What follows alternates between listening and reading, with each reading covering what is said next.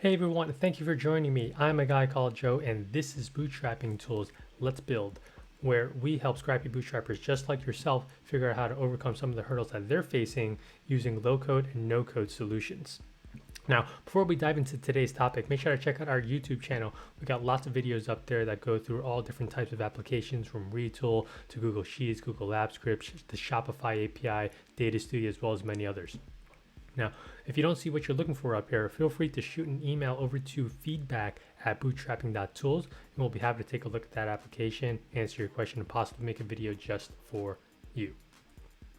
Now, in today's topic, we're actually going to be talking about using Retool to update multiple fields in your Google spreadsheet. If you've seen one of our previous videos, we talked about mostly updating one specific column and one specific row.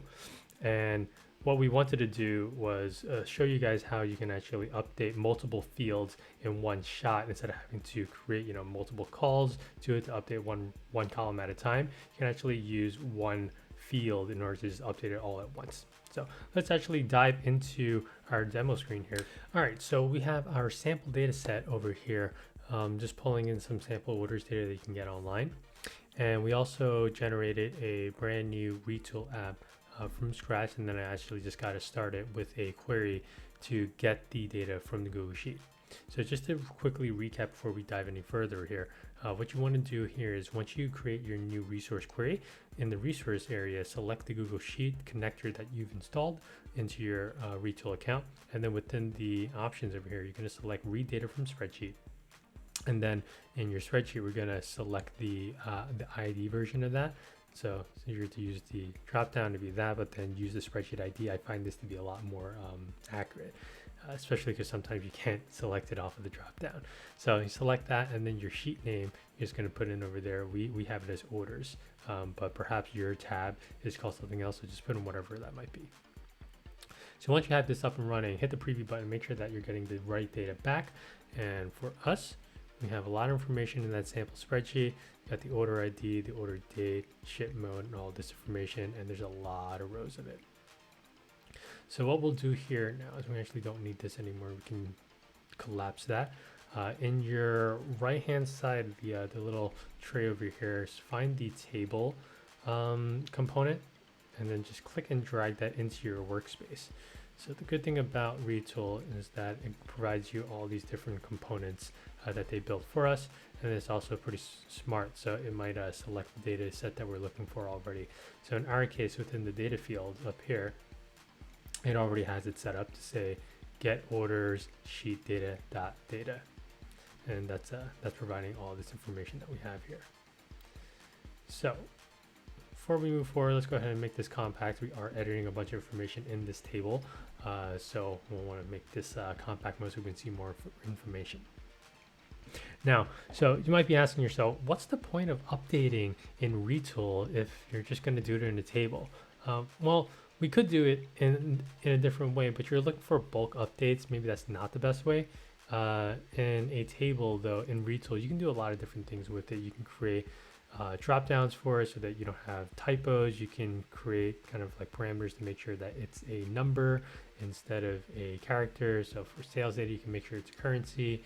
You can do a lot of things within Retool to make sure that the data that your user is inputting is correct. You can also block editing from certain fields. So if I didn't want someone to mess with the postal code, I essentially just don't do anything. However, if I do want someone to update the segment area, so then I go into our little right-hand tray area for the columns section, double click on the segment, and then choose the column type. We actually want a drop down, so we're going to make sure that it is a drop down that someone can access. I'm going to allow editing for that, and then the values over there, we have consumer, corporate, and then I think it was home office. So once we have that in there, going back over to our table view, you can expand the segment column now. You'll see that you can only select those options. You can't select anything else, and also nothing else in the field in these different columns is something that you can edit. However, if you were in a spreadsheet and you're just doing all this willy-nilly stuff, someone might say consumers over here, someone might forget an E, and then you have all this like random data that isn't necessarily correct, and someone might just accidentally delete something, right? I've also seen cases where there's a trailing white space, so therefore home office with a space and home office without a space are actually unique values that if you were to do an analysis on there, it would mess up your stats. Let's actually undo all that. So now the drink here, let's also give it a couple of more things that we might want to edit. Let's do quantity and discount while we're at it here. So those are both things that you might want to be able to edit. So when you click into the column, you're going to have this make editable field. Toggle that on, and then you can also set on when you should restrict the editing to it. We're not going to do that right now, but let's do the same thing for the discount. And I think that's all we're going to do here. Maybe let's also set the sales to be a USD in dollars. It's fine. You don't need to really do anything else. I guess we can do the discount to a percentage.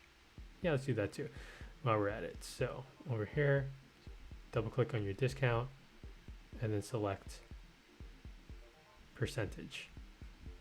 So let's see, where is it? I can't find it. Oh, there we go, percent.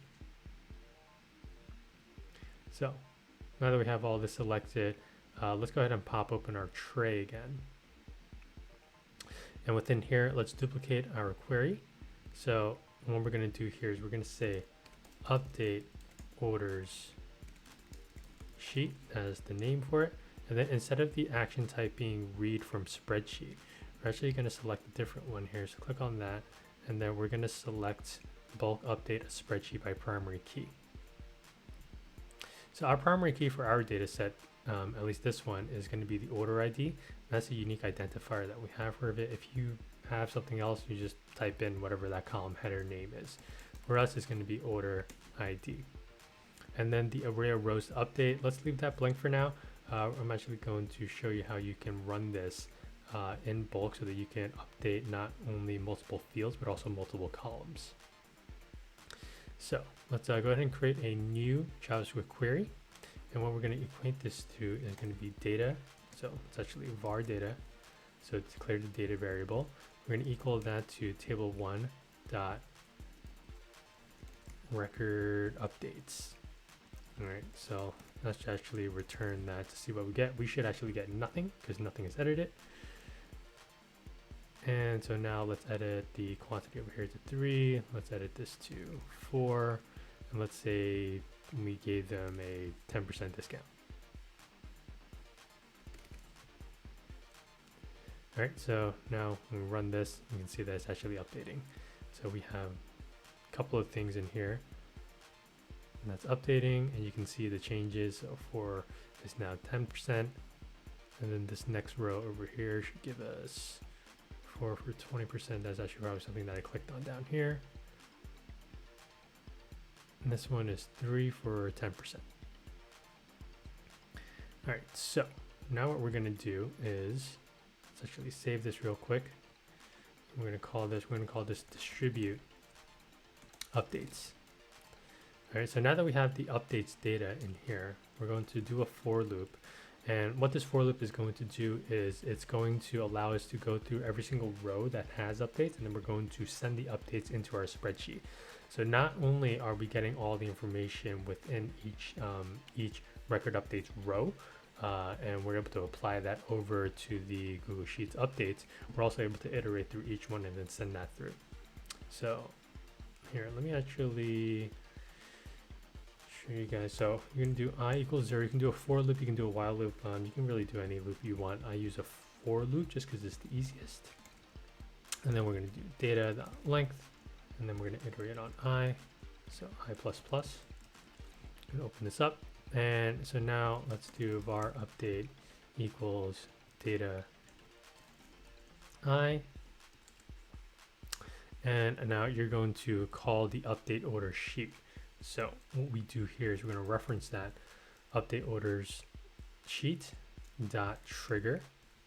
And then within here, we're going to pass in an additional scope. But you need to make sure that you put that in a curly bracket, all right? And then within that, you're also going to create another curly bracket, so another object reference. And we're going to say row is equal to update.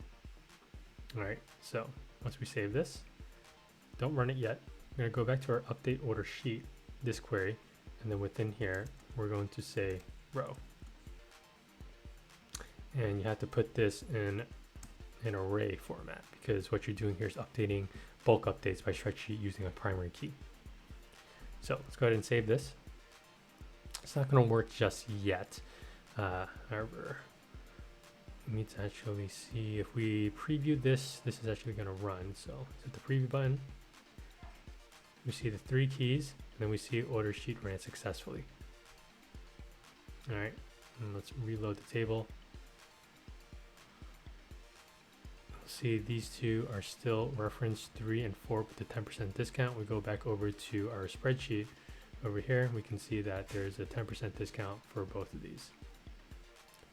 So let's actually do that one more time. And I'm only going to update one of these now just to show you. So we'll set 5. And while we're at it, let's go ahead and create an event handler for the save changes button. So in your right tray area, scroll down until you see the event handler section.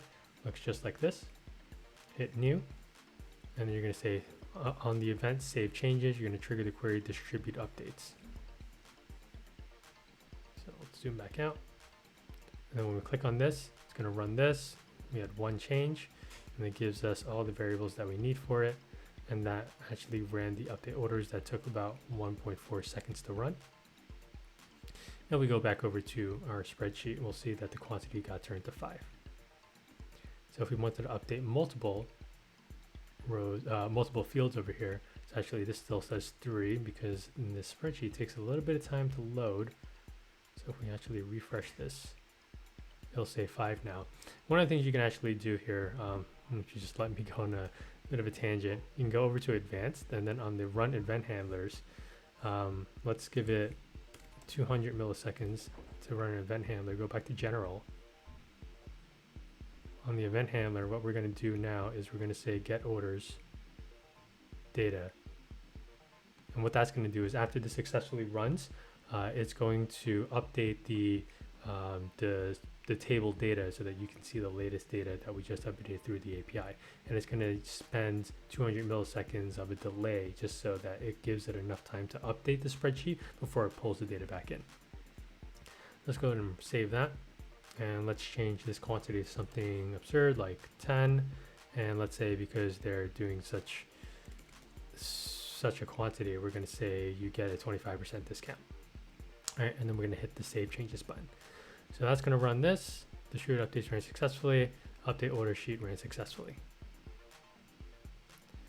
So when we go back over to our spreadsheet, we'll see 10, then the discount is 25%. All right, so that's essentially how you're going to do it. We'll do one more example here. So we're going to do this to 50. We're going to do this to 70. I'm going to do this to 55. You get a 20% discount. You'll leave that as 10%. You get a 5% discount because we don't like you. And let's say this, you bought 5 and you got an 80% discount. Let's say no. Let's say you get no discount. And I'll actually say this is 1. So I think in there, that's going to be the only one thing. We hit save changes. It's going to run. It's going to run through each one. So you saw up here, there's a bunch of things that got edited. We go back over to our spreadsheet. This actually just updated so we can see that's 1 for 0%.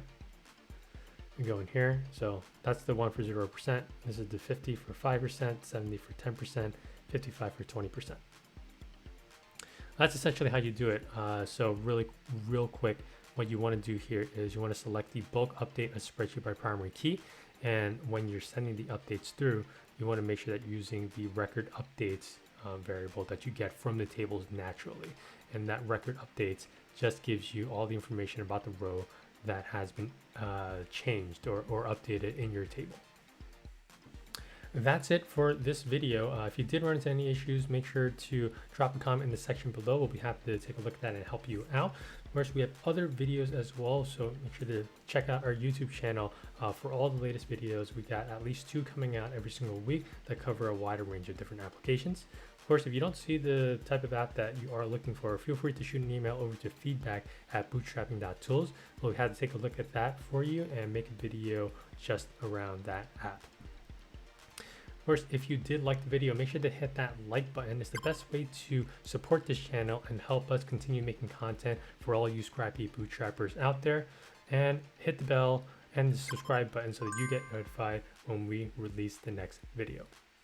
But I'm a guy called Joe. This is Bootstrapping Tools Let's Build. It's been a pleasure, and we're out.